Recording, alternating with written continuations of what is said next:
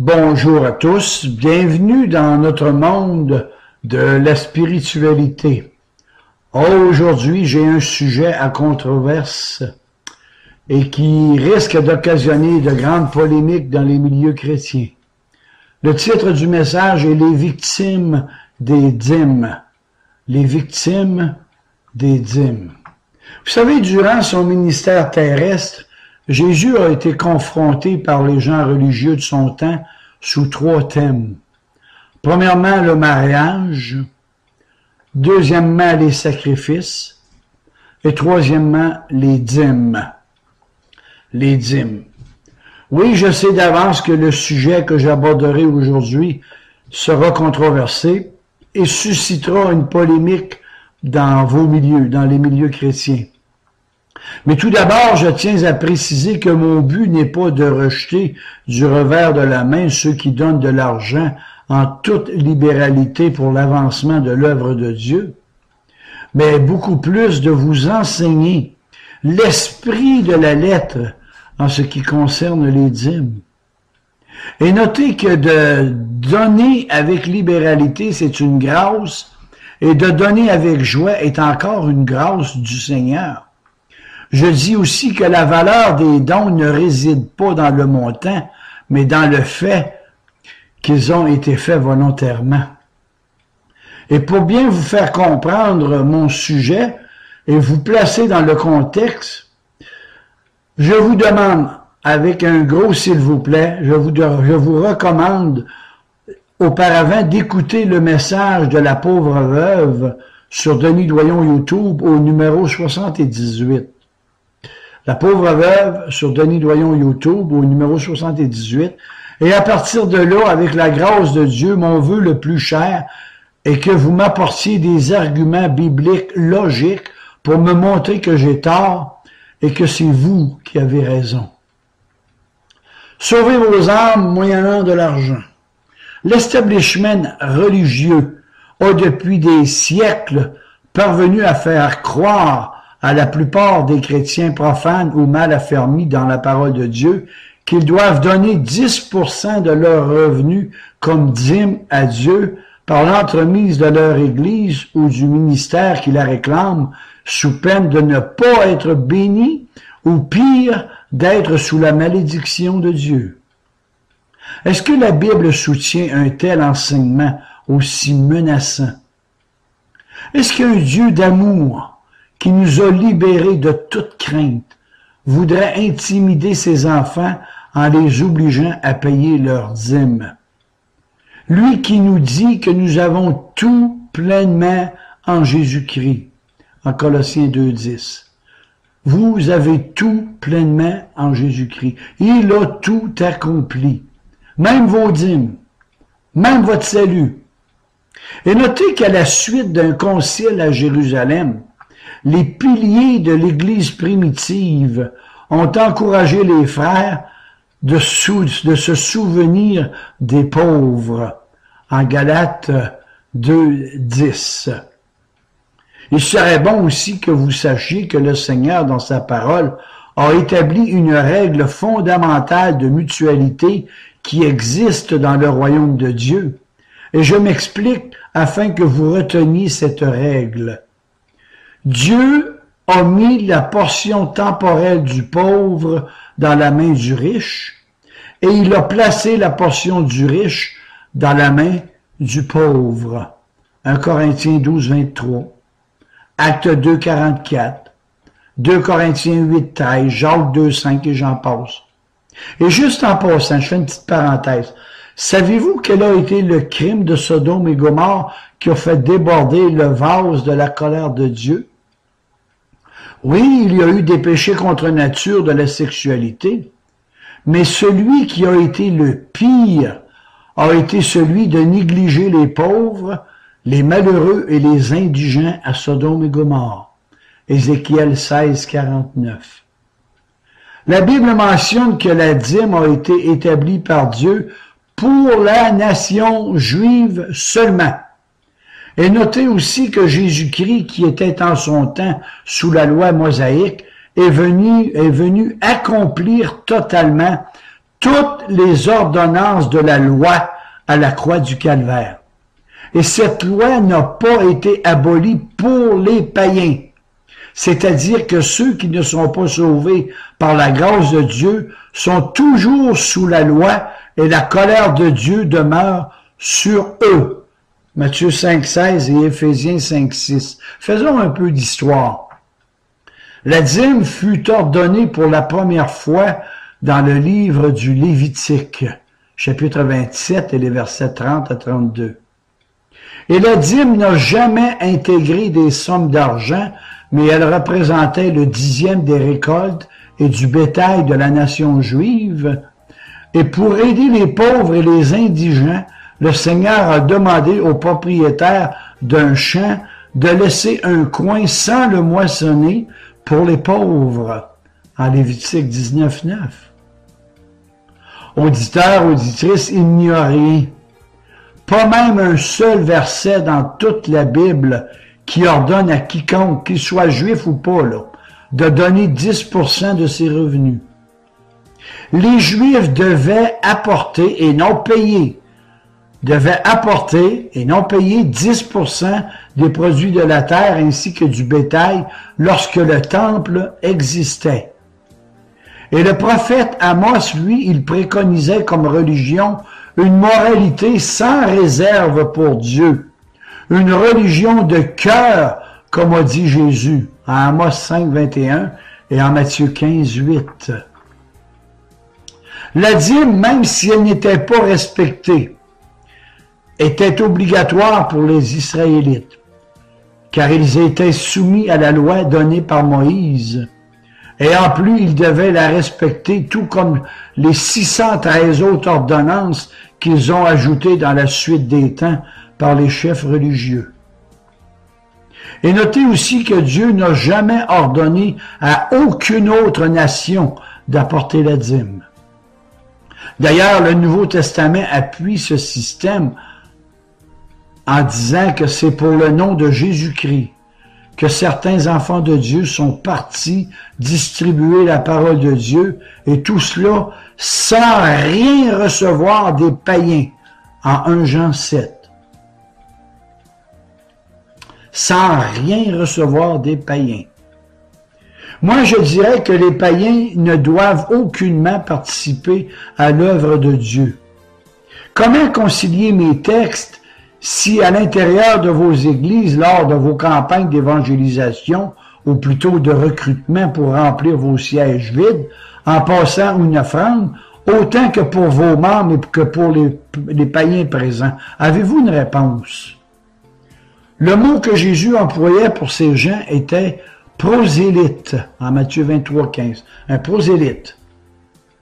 Et encore, si ce serait de l'argent mal acquis, que me diriez-vous?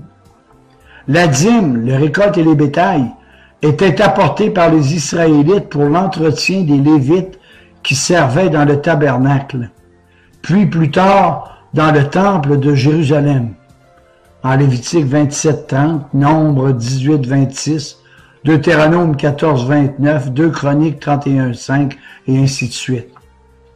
Les Lévites juifs étaient les seules personnes autorisées par Dieu à recevoir les dîmes, et de plus ces Lévites de la tribu de Lévi n'avaient aucun territoire et aucun héritage en Israël. Deutéronome 12 et le verset 12. Et de nos jours, les ministères chrétiens n'y sont pas autorisés à prélever des dîmes parce que tout simplement, il n'y a plus de Lévites de la tribu de Lévi, Hébreux 7, 4 à 10. Il n'est mentionné nulle part dans toute la Bible que les églises sont autorisées à percevoir des dîmes. Le Nouveau Testament, lui, encourage les croyants à l'offrande libre, mais ne mentionne nulle part qu'un chrétien doit donner la dîme en plus de recevoir un crédit d'impôt. Les chrétiens de l'Église primitive n'ont jamais donné la dîme. Jamais. Et s'il existe une personne sur terre qui aurait pu recevoir les dîmes en toute légitimité, c'est bien Jésus, puisqu'il était Dieu. Et pourtant, même Jésus, qui est notre modèle suprême, n'a jamais demandé à recevoir des dîmes. Jésus n'a jamais donné la dîme. Ses disciples n'ont jamais donné la dîme. Les apôtres n'ont jamais donné la dîme. Et l'Église primitive n'a jamais donné la dîme. Mais alors, comment cette dîme sous forme d'argent s'est-elle frayé un chemin dans l'Église au travers de l'histoire? Alors, il faut aller questionner l'histoire, voir son origine. La dîme a été introduite au 4e siècle après Jésus-Christ par des tyrans religieux cupides dans le seul but d'amasser de grandes richesses, de gagner de l'influence, du prestige et du pouvoir. Ces escrocs ont vu et interprété dans cette loi de l'Ancien Testament un excellent moyen pour faire fructifier leurs finances. Comme il n'y avait plus de temple, plus de prêtres de la tribu de Lévi, et comme ils ne s'intéressaient plus à recevoir du blé, de l'orge, des brebis ou des bœufs, tout ce qu'ils voulaient, c'était de l'argent, et encore de l'argent, toujours de l'argent, pour se construire des cathédrales, des temples, des basiliques, et j'en passe. Ils ont adapté cette partie de la loi à la théologie chrétienne et ont commencé à réclamer 10% du revenu de chaque travailleur. Le commerce des choses saintes était né, et en plus très lucratif pour eux, à point tel que même le gouvernement leur était soumis tellement ils avaient de l'influence auprès du peuple. Mes amis, j'ouvre une parenthèse, en vous disant que c'était pareil dans toutes les religions que les hommes ont pu inventer. Et pour appuyer mes dires, je vous suggère le sermon numéro 23, Religion humaine à vendre, sur Denis Doyon YouTube, et vous me reviendrez là-dessus. Le numéro 23, Religion à vendre, Denis Doyon YouTube. Au 6e siècle après Jésus-Christ, la dîme était devenue obligatoire dans une grande partie de l'Europe. Par décret ecclésiastique ou par une loi séculière. Au 17e siècle, la dîme prélevée sur le revenu des gens a été imposée à tous les chrétiens dans le but de soutenir les églises, qu'ils soient catholiques ou protestantes. Et plus tard, cette loi fut abrogée. Aux Amériques, durant ce temps-là, la dîme n'a jamais été obligatoire, car les chrétiens ne donnaient pas la dîme, mais soutenaient l'Église financièrement avec des offrandes libres. Ce n'est qu'au cours du milieu du 20e siècle qu'est ressuscitée la théologie de la dîme et les religions humaines en ont fait une loi spirituelle inflexible assortie d'une promesse de bénédiction divine pour ceux qui la donnent et d'une forme de malédiction pour les récalcitrants. Et depuis ce temps, de nombreux individus ont été endoctrinés par les promoteurs de la dîme au point de croire à des mensonges tels que, premièrement, la dîme est toujours d'actualité. Deuxièmement, elle est obligatoire selon leur Bible. Troisièmement, elle appartient à l'Église locale, évidemment s'ils ne sont pas affiliés à d'autres. Quatrièmement, qu'elle doit être donnée sous forme d'argent correspondant à 10%. Et cinquièmement, même s'ils ne sont pas des Lévites, les pasteurs sont autorisés à prélever la dîme auprès de leurs membres. Mes amis, il n'y a rien, pas même un seul iota des Saintes Écritures qui puisse soutenir un tel enseignement. Le mensonge de la dîme contredit la doctrine biblique véritable. Dieu a-t-il réellement besoin de votre argent? Job 41:2 nous dit « De qui suis-je le débiteur, dit le Seigneur? Je le paierai, car sous le ciel, tout m'appartient. Tout m'appartient. » Psaume 24:1, Psaume 50:12, 1 Corinthiens 10:26. Et à ce stade, j'ajouterai ceci. Dans l'Ancien Testament, les hommes ont offert des sacrifices. Les religions, si vous aimez mieux. Et dans le Nouveau Testament, c'est Dieu lui-même qui a offert le sacrifice parfait en son Fils. Car Dieu a tellement aimé le monde qu'il a donné, pas 10%, il a donné son Fils unique afin que quiconque croit en lui ne périsse pas, mais qu'il ait la vie éternelle. Voyons le verset préféré, le texte préféré de ceux qui prônent cette doctrine. Abraham a-t-il payé la dîme? Un pasteur américain très connu qui avait engrangé des millions de dollars et qui vivait dans l'opulence grâce à ce faux enseignement, a récemment déclaré à la télévision nationale que la Bible ordonne aux chrétiens de donner la dîme. 10% de leur revenu brut. Il a prétendu qu'il faut la donner car elle a été instaurée, tenez-vous bien, elle a été instaurée avant la loi de Moïse, puisqu'Abraham a donné la dîme de tout ce qu'il possédait à Melchizedek. Et poursuivant son discours, il a expliqué que celui qui ne donne pas sa dîme vole Dieu et qu'il est par conséquent un voleur et qu'il est sous la malédiction de Dieu. Ce pasteur est un menteur et de plus ce qu'il ne dit pas, que sa propriété n'est pas taxable, qu'il a un compte de dépenses payé par l'Église, qu'il reçoit un salaire faramineux, en plus de l'argent comptant que lui donnent ses fidèles, ainsi que toutes les invitations qu'il reçoit sans rien payer. Et tous les autres pasteurs sont dans cette même situation. Le Vatican de Rome a engrangé des milliards et investi des milliards au travers les âges, en plus de détenir des bâtiments protégés par le patrimoine religieux dans des centaines de pays au travers le monde. Voilà un peu l'opulence dans les églises, et là-dessus Jésus a dit, « Vous ne pouvez pas servir Dieu en même temps que l'argent. » Matthieu 6:24. Je pourrais vous parler du trafic des choses du sacré, mais je crois que vous n'en croirez pas vos yeux de ce que les hommes ont pu inventer pour vous offrir un passeport pour le ciel. Mais il y a des livres sur le marché ou sur Internet pour vous informer comment les églises sont devenues très riches aux dépens de votre crédulité et de votre naïveté.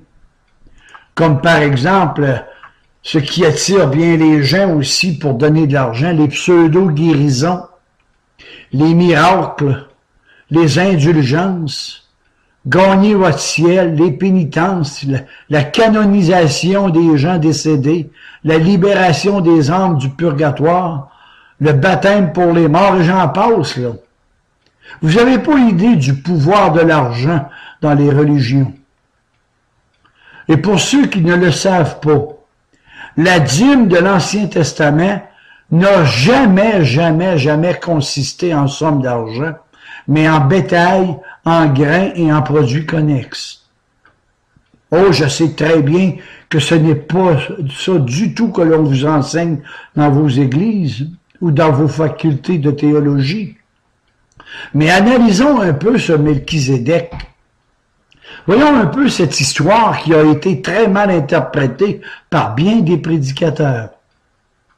La première mention biblique de la dîme se trouve en Genèse chapitre 14, d'où Abraham donne la dîme à Melchizedek, roi de Salem.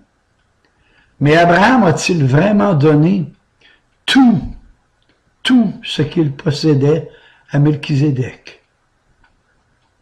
Dans ce chapitre, moi, j'y lis que les villes de Sodome et Gomorrhe furent attaquées et que leurs ennemis prirent tous leurs biens, toutes leurs vivres, et ils s'en allèrent avec leurs animaux domestiques, tout en emmenant prisonnier Lot, le fils du frère d'Abraham, en captivité. Puis, dans les versets 14 et 24, Abraham, voyant que Lot était prisonnier, se mit en campagne pour le libérer avec ses 318 meilleurs guerriers. Et il poursuivit les rois agresseurs jusqu'à Dan. Et Abraham ramena tous les biens qui avaient été volés. Melchizedek, roi de Salem, diminutif de Jérusalem, fit apporter du pain et du vin, et Abraham lui donna 10%, et notez bien ceci, 10% du butin de la guerre qu'il avait rapporté. Et notez qu'Abraham n'a absolument rien donné de ce qui lui appartenait. Pas un centime. Abraham n'a pas, et ne pouvait pas avoir donné 10% de tout ce qu'il possédait, car son immense richesse était restée à Hébron, c'est-à-dire d'où lui et sa famille vivaient à cette époque. Lequel de ces prédicateurs de néant qui prônent la dîme dans leurs églises peut contredire ce que je vous enseigne aujourd'hui? Lorsque quelqu'un part pour la guerre de nos jours, il ne part jamais avec tout ce qui lui appartient. Il laisse tout derrière lui dans sa maison. Est-ce que vous croyez qu'Abraham a mené cette guerre en s'accompagnant de tous ses troupeaux? Est-ce que vous croyez qu'Abraham a emporté tout son or, son argent, tous ses vivres, ses tentes? C'est ridicule. Est-ce qu'il a emporté sa femme, ses servantes, ses enfants? Non. Il nous est dit noir sur blanc qu'il prit 318 hommes de guerre et les arma pour le combat. Soyons logiques, chers amis. Abraham a donné la dîme des possessions de Sodome et Gomorrhe à Melchizedek, c'est-à-dire tout ce qu'il avait récupéré pour eux, puis a rendu tout le reste, les 90%, à ses propriétaires légitimes. Il n'a donc rien gardé pour lui. Comprenez bien ce que je vais vous dire. C'était la seule et unique fois dans toute sa vie qu'Abraham a donné une dîme. Et Abraham a vécu 175 ans et n'a donné la dîme une seule fois, et de plus, elle ne provenait pas de ses richesses considérables, mais des possessions d'autrui. Genèse 25, 7 à 8. Il est aussi à noter que Melchizedek n'a pas menacé Abraham en lui disant qu'il serait maudit s'il ne donnait pas sa dîme. Il ne l'a pas traité de voleur non plus. Il n'existe aucune trace historique, nulle part qui puisse ne serait-ce que sous-entendre que la dîme était pratiquée à cette époque ou qu'il était coutume d'offrir 10% de quoi que ce soit à Dieu à l'époque d'Abraham. Donc, ce faux enseignement relatif à la dîme qui précède la loi n'est rien plus que de la foutaise religieuse hors contexte scripturaire qui n'a pour but que de satisfaire la cupidité des hommes. L'exploitation frauduleuse de la dîme. En écoutant ce que les gourous de l'évangile prospérité enseignent, nous pourrions croire que l'une des clés principales ouvrant la porte de la richesse, c'est de donner la dîme. Pourtant, il existe 5 problèmes majeurs à ce faux enseignement. Premièrement, la dîme n'a jamais consisté à donner une somme d'argent. Deuxièmement, les Lévites, seuls les Lévites étaient autorisés par Dieu à recevoir la dîme. Troisièmement, la promesse de Dieu en Malachie 3.10 concernant l'ouverture des écluses des cieux et le déversement de grandes bénédictions a été accordée à Israël en tant que nation et pas à titre individuel et encore moins à l'Église de Jésus-Christ. Quatrièmement, en Israël, les gens donnaient leur dîme comme ils étaient supposés le faire. Et vous ne l'êtes pas, hein? Et de plus grande majorité de la nation israélienne était démunie à cause des guerres. Cette nation a eu très peu de périodes de prospérité. Et en même temps, et même du temps de Salomon, ce petit pays a subi une récession dépressive jusqu'à la mort de ce roi de luxure et de gaspillage qui était Salomon. Cinquièmement, il y a le cas d'Abraham qui est souvent considéré comme une preuve biblique que le fait de donner sa dîme peut faire prospérer quelqu'un. En fait, la vraie richesse dont disposait Abraham n'a strictement rien à voir avec le fait qu'il ait donné la dîme d'un butin de guerre. Dieu avait fait d'Abraham un homme riche bien avant qu'il ne donne cette unique dîme qui ne lui appartenait pas à Melchizedek. Ecclésiaste 5.18. Comment? Tout simplement de la même manière qu'il a utilisé le même moyen pour qui que ce soit. Par sa grâce et sa grâce. Et tous ceux qui disent que la grâce n'existait pas sous la loi de Moïse ou dans l'Ancien Testament, je leur dis de relire l'Ancien Testament, car le grand monarque du ciel est un Dieu de grâce éternelle. Moi, je vous dis que si vous n'êtes pas connu de Dieu, si vous êtes un inconverti, si vous n'êtes pas sauvé aujourd'hui par sa grâce, vous êtes déjà sous la loi et sous la malédiction de la colère de Dieu. Et tous ceux qui sont devenus des brebis de Christ par sa grâce sont par définition sous la grâce, et ce, tous les jours de leur vie, grâce et grâce chaque jour de leur vie. En terminant, selon Galates 3.29, les chrétiens sont la semence d'Abraham, c'est-à-dire sa descendance spirituelle. Alors la question que je me pose, pourquoi ces pasteurs et prédicateurs de l'Évangile qui naviguent sur leur cupidité menacent-ils la semence d'Abraham en disant que Dieu ne les bénira pas? Au pire, Dieu les maudira parce qu'ils ne donnent pas leur dîme. Sans donner la dîme, Abraham a continué d'être béni tant et au point que Dieu a changé son nom d'Abraham pour Abraham, ce qui signifie père d'une multitude, et de le rendre plus riche qu'il ne l'était déjà. Dieu a établi avec lui une alliance éternelle, c'est-à-dire qu'en lui est la semence de Christ et toutes les familles de la terre seraient bénies et Dieu lui donna même un fils dans sa vieillesse. Et comme cela ne suffisait pas, Dieu dit à Abraham, je bénirai ceux qui te béniront et je maudirai ceux qui te maudiront et en toi seront bénis, pas maudites, en toi seront bénies toutes les familles de la terre. En Genèse 12.3. Alors, la prochaine fois qu'une église humaine cupide utilisera la dîme d'Abraham comme prétexte pour vous inciter à la donner, dites-lui ceci. Abraham a donné une seule fois en 175 ans. Donc, je vais vous donner 10% de ce que je gagnerai cette semaine et je ne donnerai plus de dîme pour le restant de mes jours. C'est assuré que si vous leur dites ça, ils vous jetteront dehors, mais soyons sérieux. Hein? Regardons l'esprit de la lettre. C'est sûr et c'est certain que Jésus bâtit son Église. et que son royaume ne vient pas de manière à frapper le regard. La conversion de ces brebis provient de l'intérieur via de l'extérieur.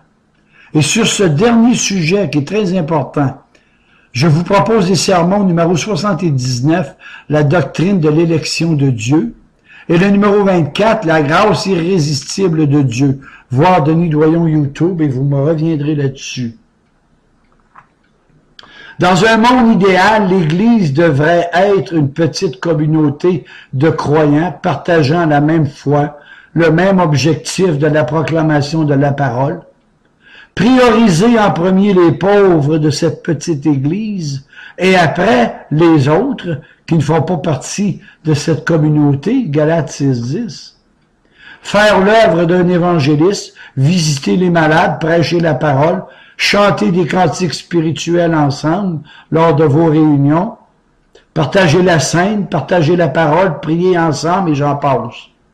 Dans la vigne du Seigneur, il y a du travail pour tout le monde, car il y a peu d'ouvriers qui le font d'une manière désintéressée, mais pour le Seigneur. Bien sûr, l'argent est nécessaire, mais qu'il soit bien géré pour l'œuvre du Seigneur, et encore d'une manière désintéressée de tous. Je dis que les résultats de votre travail dans la vigne du Seigneur ne vous appartient pas. C'est l'œuvre du Saint-Esprit. Et votre offrande se doit de venir de votre cœur en premier pour un besoin spécifique. Et ne regardez jamais la valeur de l'offrande, mais le pourquoi de l'offrande. En Deutéronome 16:17, 1 Chronique 28:14, Ésaïe 26:12, Acte 17:25, Marc 12:41-44, Romains 11:35 et j'en passe. La grâce du Seigneur et vos œuvres méritoires ne seront jamais compatibles dans le royaume de Dieu. Car si tu donnes quelque chose, organise-toi donc pour que ta main gauche ignore ce que ta main droite fait. Regardez et sondez la Bible avec l'esprit de la lettre et non celui de votre chair. Suivez l'exemple du Maître. Regardez les gens avec les yeux de vos cœurs et c'est là que vous en comprendrez leurs réels besoins. Je dirais, moi, ne laissez jamais une personne vous quitter sans avoir au préalable lui avoir donné un petit bonheur spirituel. Juste une dernière observation avant de terminer. Lorsque vous passez le plateau pour recueillir des dons, des dîmes ou des offrandes, remarquez ceci.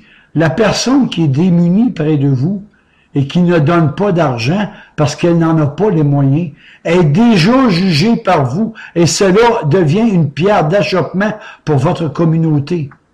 Une église parfaite n'existe pas sur cette terre et si vous en trouvez une, n'y entrez pas parce que vous allez la souiller.